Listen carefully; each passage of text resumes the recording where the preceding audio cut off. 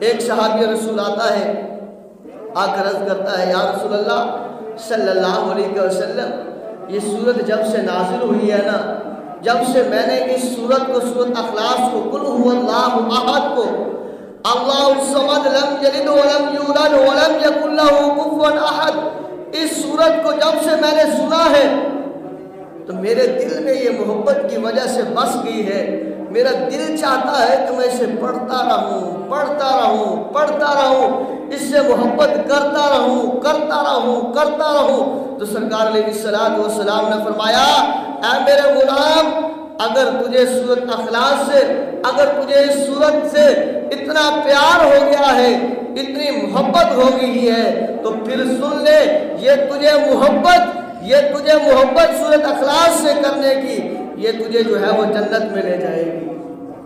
ترمذی شریف کی حدیث پاک ہے، فرمایا یہ تو محبت جو سورت اخلاص سے کر رہا ہے یا کرتا ہے، پیار کرتا ہے، محبت سے بار بار پڑھتا ہے، تو میرے صحابی، میرے غلام سن، پھر اللہ رب العزت اس محبت کی وجہ سے تجھے جو ہے وہ جہنم سے چھٹکارا عطا فرمائے گا، جنت کا ٹکٹ عطا فرما دے گا۔ اللہ اکبر۔